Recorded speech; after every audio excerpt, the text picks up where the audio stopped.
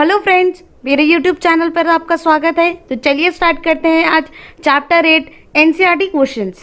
और video start करने से पहले अगर आपको मेरी वीडियो अच्छी लगे तो प्लीज़ मेरी वीडियो को लाइक करें, कमेंट करें और मेरे चैनल को सब्सक्राइब करना बिल्कुल ना भूलें and press the bell icon ताकि आपको मेरी सारी न्यू वीडियोज़ की नोटिफिकेशन तुरंत मिलती रहे। तो चलिए स्टार्ट करते हैं। Question number 1, select the correct word from the following list and fill in the blanks. First question में आपको क्या करना है कि आपको सिलेक्ट करना है correct word in following the list में से और फिल इन द ब्लैंक्स आपको फिल करने हैं। तो first is the same kind of plants grown and cultivated on a large scale at a place is called. देखिए क्या क्वेश्चन में पूछ रहा है कि सेम काइंड ऑफ प्लांट अगर ग्रो होते हैं, कल्टिवेट किए जाते हैं लार्ज स्केल पर एक प्लेस पर, तो क्या कहेंगे उसे? क्या उसे फ्रूट, वाटर, क्रॉप, न्यूट्रिएंट्स या प्रिपरेशन क्या कहेंगे? क्रॉप। क्या कहेंगे? Crop.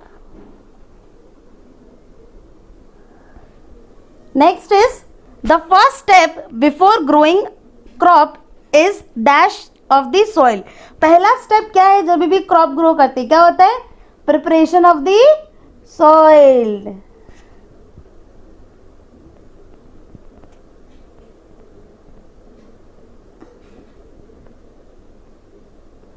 Preparation of the soil. Third is damaged seed would dash on the top of the water. What will damaged seed do? Damaged seed क्या करेंगे? Water, top of the water के ऊपर float करेंगे। क्या करेंगे? Float. Fourth, for growing crops, sufficient light dash and dash from the soil are essential. अगर आपको crop grow करने हैं तो आपको क्या क्या चीज़ों की जरूरत होती है? सफिशिएंट लाइट की एंड वाटर की एंड न्यूट्रिएंट्स की।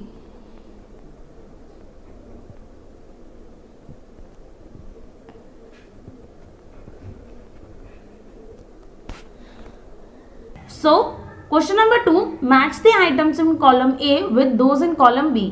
क्वेश्चन नंबर 2 में बेसिकली आपको मैच दी फॉलोइंग करनी है। आपको कॉलम ए के आइटम्स को कॉलम बी के आइटम्स से मैच करना है। बेसिकली जो अप्रोप्रिएट आंसर है उसके साथ मैच करना है। तो फर्स्ट इज खरीफ क्रॉप। कि खरीफ क्रॉप जो क्रॉप्स हैं वो सो की जाती है रेनी सीजन में एंड इनके एग्जाम्पल क्या है? पैडी एंड मेज। और आपको पैडी एंड मेज दिख रहा है? बिल्कुल जी, बिल्कुल दिख रहा होगा। तो इसका आंसर है 1। Second is rabi crop. Rabi crop, those crops which are sown in winter season and example are wheat, gram and pea. बिल्कुल ट्रू हो गया इसका आंसर। केमिकल फर्टिलाइजर्स क्या हो सकता है? केमिकल फर्टिलाइजर का cattle for feed, no. Urea और सुपर फॉस्फेट, तो केमिकल फर्टिलाइजर का क्या है? Urea and super phosphate. ये सारे एग्जाम्पल्स हैं केमिकल फर्टिलाइजर्स के। 3 ऑर्गेनिक मैन्योर। ऑर्गेनिक मैन्योर क्या है? Animal excreta, cow dung, urine and plant waste से क्या बनता है? Organic manure. बिल्कुल सही। तो इसका आंसर हो गया 4। Question number 3, give 2 examples of each. आपको हर एक के 2 एग्जांपल देने हैं। तो चलिए खरा स्टार्ट करते हैं। खरीफ क्रॉप। खरीफ क्रॉप के क्या एग्जांपल हो सकते हैं? खरीफ क्रॉप का एग्जांपल हो सकता है पैडी एंड मेज। बिल्कुल। एंड राबी क्रॉप की क्या एग्जांपल है? व्हीट, ग्राम और पी। ये एग्जांपल है। Wheat, gram and pea are the example of rabi crops. Question number 4, write a paragraph in your own words on each of the following. Question number 4 में आपको क्या करना है कि आपको पैराग्राफ लिखने हैं अपने वर्ड्स में। किस किस के? Preparation of soil, second is sowing, third is weeding and fourth is threshing. तो फर्स्ट प्रिपरेशन ऑफ सॉइल देख लेते हैं। It is the first method to be followed before sowing a crop. जो प्रिपरेशन ऑफ सॉइल है ये एक first method है जो फॉलो होता है बिफोर ग्रोइंग अ क्रॉप। ठीक है। This is the method usually employed for loosening the soil to allow the root to penetrate deep into the soil. देखिए जो प्रिपरेशन ऑफ सॉइल जो मेथड है ये क्यों होता है? ताकि जो सॉइल है उसको लूजन किया जा सके और ये जो लूजन सॉइल होगी वो अलाउ करेगी कि जो रूट है क्रॉप्स की वो पेनिट्रेट हो deep into the soil. The loosening of soil help in the growth of several soil microbes, earthworm extra which enrich the soil with humus and other essential nutrients. देखिए जो ये loosening of soil है जो हमने की, ये इससे क्या फायदा है, जो लूजनिंग ऑफ सॉइल है वो हेल्प करती है ग्रो करने के लिए बहुत सारे सॉइल माइक्रोब्स को, अर्थवर्म को, और ये जो अर्थवर्म है और ये सॉइल माइक्रोब्स हैं ये हेल्प करते हैं इनरिच करने के लिए सॉइल में ह्यूमस इनरिच करते हैं और अदर एसेंशियल जो न्यूट्रिएंट्स रिक्वायर्ड होते हैं क्रॉप को, उसको ये इनरिच करते हैं सॉइल में। The process of loosening is called tilling और ploughing. The tilling of soil brings nutrients rich soil to the top. देखिए जो process of loosening of soil है इसको बोलते हैं टिलिंग या प्लोइंग। अब जो ये टिलिंग ऑफ सॉइल जो है ये क्या करती है कि ये टिलिंग ऑफ सॉइल या लूजनिंग ऑफ सॉइल ये ब्रिंग करती है जो भी न्यूट्रिएंट्स डीप डाउन हो गए हैं उनको टॉप लेयर में लाती है और जो न्यूट्रिएंट रिच सॉइल होती है वो टॉप पर आ जाती है। Second is sowing. Sowing is the another step in the crop production. Sowing जो है वो एक अनदर स्टेप है क्रॉप प्रोडक्शन में। It is a process of placing the seeds in or on the soil for future growth. अब ये जो process है इसमें जो सीड्स है उनको प्लेस किया जाता है सॉइल में या सॉइल के ऊपर ताकि वो फर्दर ग्रो कर सके और जर्मिनेट कर सके। The seed that selected for growing should be good quality. अब जो सीड कलेक्ट किया गया है ग्रोइंग के लिए वो अच्छी क्वालिटी का होना बहुत ज़रूरी है, क्योंकि अगर अच्छी क्वालिटी नहीं होगी तो जो क्रॉप की जो ईल्ड है वो अच्छी नहीं आएगी। So the good quality of seed increase the net yield of the crop. इसका मतलब कि अगर good quality of seed use करेंगे तो वो ऑटोमेटिकली इंप्रूव कर देगा कि जो नेट यील्ड मिल रही है क्रॉप की उसको इंप्रूव करेगा। Sowing is usually done with the help of either traditional tool और सीड ड्रिल। जो सोइंग है वो बेसिकली कौन कौन से एग्रीकल्चरल इम्प्लीमेंट्स हैं उसके ट्रेडिशनल टूल से हो सकती है और सीड ड्रिल से भी हो सकती है। Third is weeding. Weeds are the unwanted plants that grow along with the main crops and compete with each other for sunlight, nutrients, space, etc.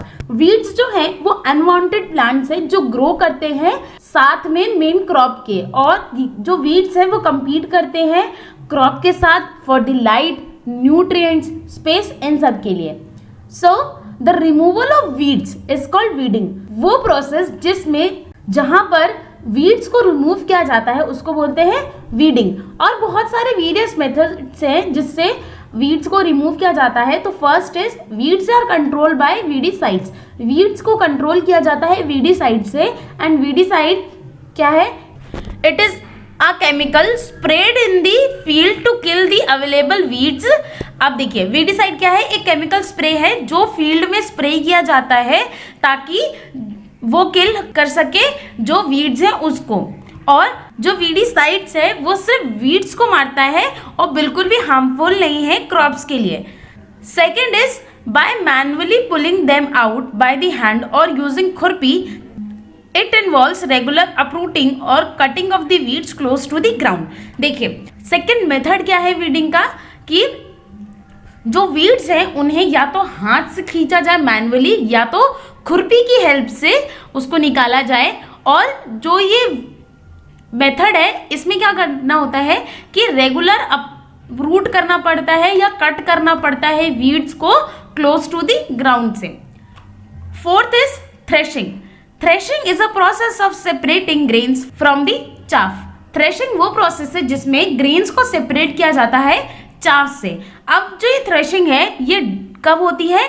ये थ्रेशिंग होती है after the harvesting of the crop. Threshing जो है वो usually carried by होती है machine से जिसको बोलते हैं कंबाइन। अब दिस इज अ मशीन। अब ये जो मशीन है ये कंबाइंड है, हार्वेस्टर भी और थ्रेशर भी, जिससे और ये क्या करता है कि it harvest plant as well as clean grains.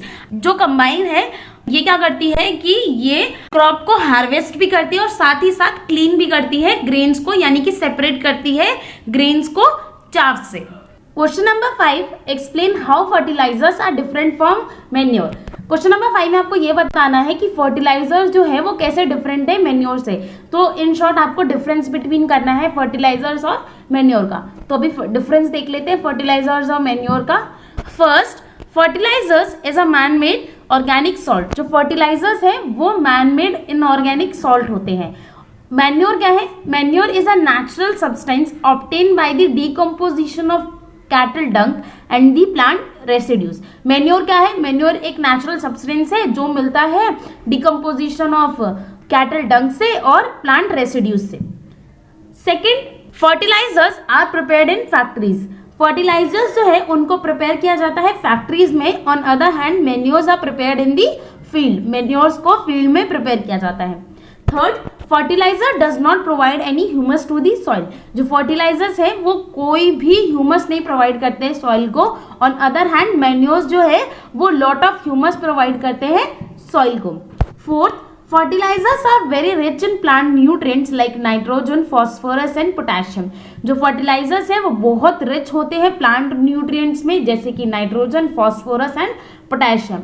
On other hand manure are less rich in plant nutrients. जो मैन्योर है वो थोड़े कम रिच होते हैं प्लांट न्यूट्रिएंट्स में।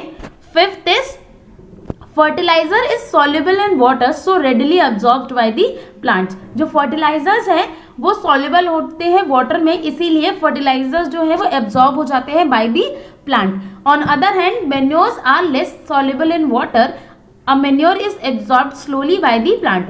देखिए जो मैन्योर है वो लेस सॉल्युबल है वाटर में। अगर वो सॉल्युबल हो भी जाते हैं, मतलब कि अगर बाई चांस एब्जॉर्ब हो गए तो बहुत ही ज्यादा स्लोली एब्जॉर्ब होते हैं। Question number 6, what is irrigation? Describe 2 methods of irrigation which conserve water.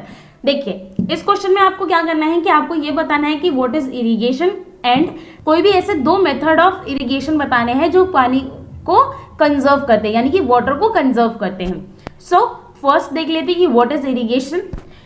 The supply of water to the crop at regular interval is called irrigation. Supply of water यानी कि पानी जो सप्लाई किया जाता है crops को हर एक रेगुलर इंटरवल में, उसको बोलते हैं इरिगेशन।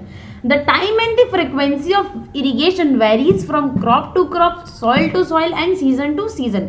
अब देखिए जो टाइम है और किस फ्रीक्वेंसी में इरिगेट किया जाना है फील्ड को या क्रॉप को, ये डिपेंड करता है क्रॉप टू क्रॉप की कौन सी क्रॉप है। अगर वो खरीफ क्रॉप है या राबी क्रॉप है तो डिफरेंट होंगे इरिगेशन की फ्रीक्वेंसी और टाइम। सॉइल पे डिपेंड करता है और सीजन पे डिपेंड करता है कि सीजन क्या है। The 2 method of irrigation which conserve water are. अब 2 मेथड ऑफ इरिगेशन बताने हैं जो वाटर को कंजर्व करते हैं। तो first is sprinkler method and second is drip irrigation method. First is sprinkler system. In this system, perpendicular pipelines having rotating nozzles are attached to the main pipe. देखिए इस system में क्या होता है, परपेंडिकुलर पाइपलाइन जिसमें rotating nozzle होंगे वो attach किए जाते हैं मेन पाइपलाइन से। ठीक है, अब क्या होता है कि जब पानी को अलाउ किया जाता है फ्लो करने के लिए मेन पाइपलाइन से एक रेगुलर पाइपलाइन से अंडर हाई प्रेशर, तो क्या होगा कि जो वाटर है वो एस्केप करेगा थ्रू रोटेटिंग नोजल से। अगर और फिर देखिए और it get sprinkle on the crop as it is raining. देखिए जो वाटर है वो इस तरीके से स्प्रिंकल करेगा कि जैसे कि बारिश हो रही है क्रॉप्स के ऊपर। It is a system helpful for sandy soil and on uneven land where sufficient water is not available. देखिए जो ये स्प्रिंकलर सिस्टम है ये बहुत ही ज़्यादा हेल्पफुल है सैंडी सॉइल के लिए और अनइवन जहाँ पर लैंड है उनके लिए, और साथ ही साथ ये उस जगह के लिए भी बहुत इंपॉर्टेंट है जहाँ पर जो सफिशिएंट वाटर है वो अवेलेबल नहीं है, यानी कि जहाँ पर वाटर स्कैरिसिटी है उस एरिया के लिए स्प्रिंकलर सिस्टम बहुत ही ज़्यादा अच्छा मेथड है। Second is drip system. In this system the water is delivered at or near the roots of the plant drop by drop. देखिए ड्रिप सिस्टम में क्या है कि जो वाटर है वो दिया जाएगा क्रॉप्स को या प्लांट्स को बिल्कुल नियर दी या at the root of the plant में, और बिल्कुल ड्रॉप बाय ड्रॉप। ऐसा नहीं है कि बिल्कुल वेस्ट हो रहा है पानी, बिल्कुल ड्रॉप बाय ड्रॉप जाएगा। एंड दिस मेथड और this is most efficient method of irrigation as there is no wastage of water at all. अब जो ये मेथड है ये बहुत ही ज़्यादा एफिशिएंट मेथड है इरिगेशन का, क्योंकि इसमें कोई भी वाटर की वेस्टेज नहीं हो रही है और ये मेथड बहुत ही ज़्यादा हेल्पफुल है उस एरियाज के लिए जहां पर वाटर स्कैरिसिटी होती है। Question number 7, if wheat is sown in the kharif season what would happen, discuss.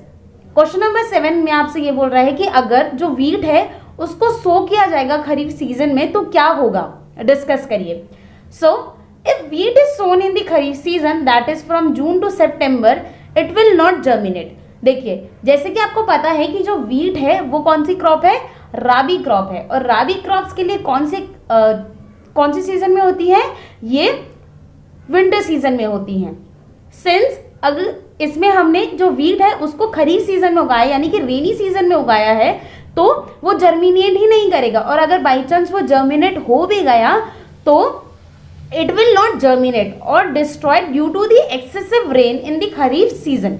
देखिए अगर जो व्हीट है वो जर्मिनेट हो भी गया तो वो डिस्ट्रॉय हो जाएगा, क्योंकि खरीफ सीजन जो रेनी सीजन है वो उस टाइम पे एक्सेसिव रेन होती है जो सूटेबल नहीं है कंडीशन व्हीट्स के लिए। As we know wheat is a rabi crop, जैसे कि आपको पता है कि जो व्हीट है वो राबी क्रॉप है, तो और उसको जितनी कोल्ड क्लाइमेटिक कंडीशंस रिक्वायर्ड होती है ग्रो करने के लिए, इसीलिए जो व्हीट है वो ग्रो नहीं करेगा खरीफ सीजन में। अगर बाई चांस वो जर्मिनेट हो भी जाता है तो वो डिस्ट्रॉय हो जाएगा just because of excessive rain in the kharif season.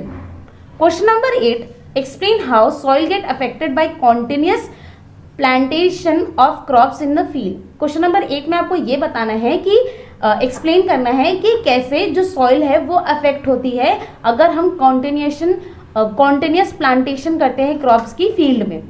So continuous plantation of crops in a field makes the soil poor in certain nutrients such as nitrogen, phosphorus and potassium. देखिए जो continuous plantation अगर crops की हम field में करेंगे तो जो soil होगी वो पुअर हो जाएगी बहुत सारे न्यूट्रिएंट्स में, जैसे कि नाइट्रोजन, फॉस्फोरस और potassium.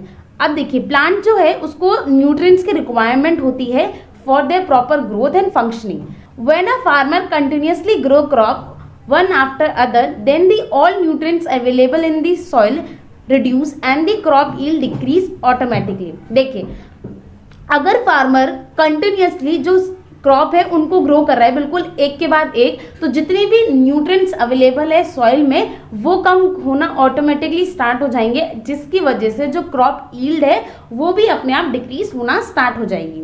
Question number 8, what are the weeds and how can we control them. Question number 8 में आपसे ये पूछा गया है कि वीड्स क्या होते हैं और हम वीड्स को कैसे कंट्रोल कर सकते हैं। So answer, weeds are the unwanted plants that grow along with the main crops and compete with them for sunlight, nutrient, water and space extra। Weeds क्या है? वीड्स अनवांटेड प्लांट्स है जो grow होते हैं main crops के साथ में और compete करते हैं मेन क्रॉप्स से सनलाइट के लिए, न्यूट्रिएंट्स के लिए, वाटर के लिए एंड स्पेस के लिए। Some important weeding methods are: first, by manually pulling them out by hand or using खुरपी। फर्स्ट मेथड में आप फार्मर्स मैनुअली पुल करते हैं अपने हाथों से वीड्स को और यूज करते हैं खुरपी to remove the weeds. Second, weeds can be control using weedicides. Weeds को कंट्रोल कर सकते हैं by using weedicides. It is a chemical sprayed on the field to kill all the available weeds. This chemical does not harms the crop। देखिए weedicides are the chemicals which are sprayed on the fields। weedicides वो chemical हैं जो spray किए जाते हैं field में ताकि जो अवेलेबल weeds हैं वो किल हो सके। And these are the chemicals, और ये chemicals जो हैं ये हार्म नहीं करते हैं बिल्कुल भी क्रॉप्स को। And third is tilling before sowing of crop also help in removing weeds। tilling uproots the weeds। अब देखिए tilling is the loosening of soil। tilling क्या है? loosening of soil है, मेथड है जिसमें सॉइल को लूजन किया जाता है बिफोर द सोइंग, और ये एक और चीज़ में हेल्प करता है, ये हेल्प करता है वीड्स को रिमूव करने के लिए। और टिलिंग जो है वो अपरूट कर देता है वीड्स को। अगर हम सॉइल को लूजन करेंगे तो जो टिलिंग करेंगे तो जो वीड्स हैं वो भी अपरूट हो जाएंगे। Question number 10, arrange the following boxes in the proper order to make a flow chart of the sugar crop production. Question number 10 में आपको क्या करना है कि आपको अरेंज करना है फॉलोइंग बॉक्सेस को एक प्रॉपर ऑर्डर में जो शो करे एक flow chart of the sugar cane crop production. So question देख लेते हैं पहले. Sending crop to the sugar factory. Second is irrigation. Third harvesting. Fourth sowing. Fifth is preparation of soil. Sixth is ploughing the field and seventh is manuring.